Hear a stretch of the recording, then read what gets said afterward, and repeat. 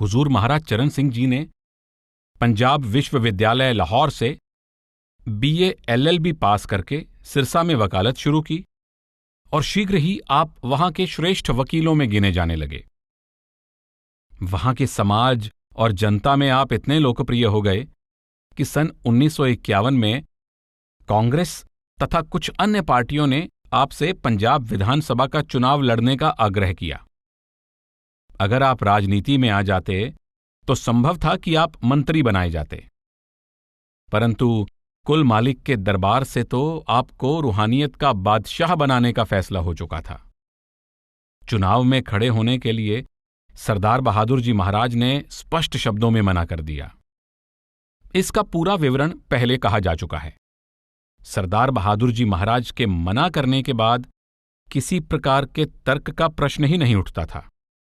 आपने जिस प्रकार हुजूर सावन सिंह जी महाराज के सुझाव पर 1947 में अपनी जमी जमाई बहुत अच्छी प्रैक्टिस छोड़ दी थी, उसी प्रकार चुनाव का ख्याल भी दिल से निकाल दिया। बचपन से ही आपका स्वभाव था कि आप किसी आकांक्षा या इच्छा के पीछे नहीं पड़ते थे।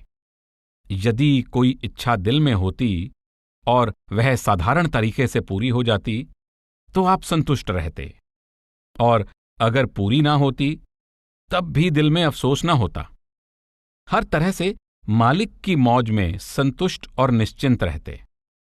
आपने सरदार बहादुर जी महाराज के हुक्म को अंतिम निर्णय मानकर चुनाव वाली बात को बिल्कुल भुला दिया। हालांकि आपके मित्र और प्रियजन इस पर अवश्य निराश और दुखी हुए।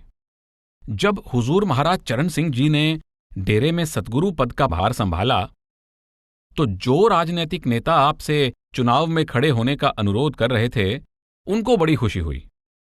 नवंबर 1951 में वे लोग आपके पास आए और बोले कि हमें बड़ी खुशी है कि आप राधा स्वामी सत्संग के प्रमुख के पद पर विराजमान हैं। अब आप अपने सत्संगियों को आदेश दे दें कि वे अपना वोट हमारी पार्टी को देवें।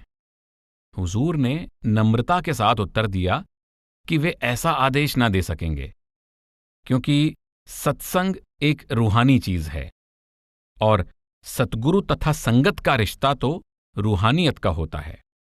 राजनैतिक विचार संगत की निजी भावना व रुचि का विषय है और उनमें वह दखल नहीं दे सकते।